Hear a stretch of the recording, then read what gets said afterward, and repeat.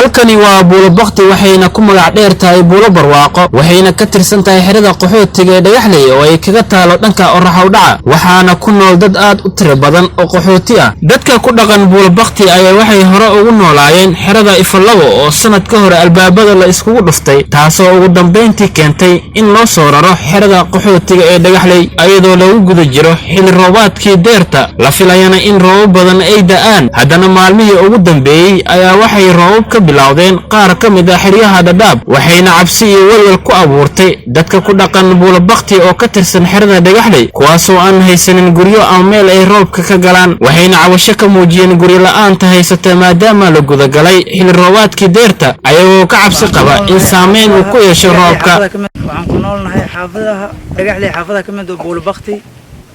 alxamdulillaah waxaan codsanayna hay'adaha xilli roobaad ee la jooga buushish ayaan ku jirnaa dad guri iskeelna waa iska jiraan dad guri la'aanayna waa ka midnahay marka waxaan codsanaynaa xilli roobaadna waa la joogaa ayadoo markii hore raashin xumo iyo kashak qaxooti asnahay waxaan codsanaynaa xilliyaha roobabka ay lagu jiro ninkan guri helin waxaan codsanaynaa hay'adaha inaan nala soo caawiyo bacle nala siiya guri nala siiya wax alla wixii nool anfici karo xaq ilaahay wax ka imaan waxaan codsanaynaa hay'adaha inaan nala soo caawiyo roobkina gobolka hada roobka aan eedan ku absa qabo roobka aan banaanka idraaya eedan ku absa qabo wadwaaqina Inglajar banaanka meel kale aan istaaga ku aan hada san eba ka soo suufada hada wal alla waleelin hala gogol la unuga jiifsada waa isiyo adoosan tusiyo gogol unuga darka jiifsada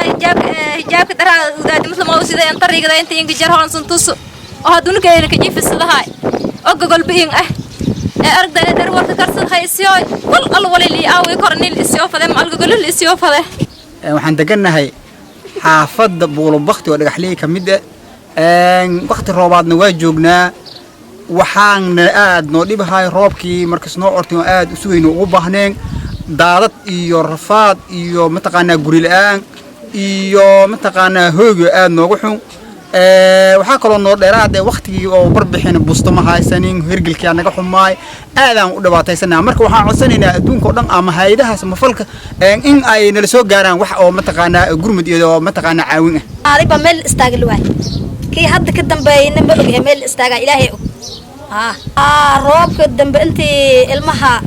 oo dhameeyaan ka yaabanahay kamba hadda ki imaadayba hadda meel istaagay guriyalka dadka looga cararay way fadaan arinyo biyo noo qaaday mustooda fadaan raashinka wala ka karsado la fadee musqulaaq aan baahagna guriga oo roobka lagu ishaaro aan baahagna qaxootiga waxaan joogaa buulo bakti aan joogaa marka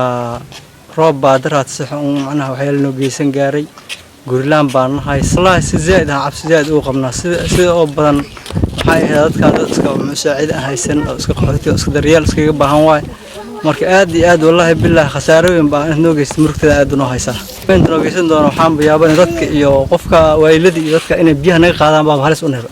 wallahi anaga hooy iyo bac iyo waxyaabo badan oo u baahanahay jirta wax iyo guri iyo bac iyo waxyaabo badan ma iskaga baahnaa ugu dambeyntii cabashadan ay muujinayaan dadka ku dhaqan xeryaha Dadaab ayaa imaanaysa xilli la filayo roobabka deerta ay ka da'aan gobolka waqooyi bari ee Kenya ayadoo inta badan roobabka saameyn ay ku yeeshaan dadka tabarta yar ee ku nool gudaha xeryaha Cali Bashiir Ahmed TV-ga caalamiga ee Somali Cable TV xeryaha Dadaab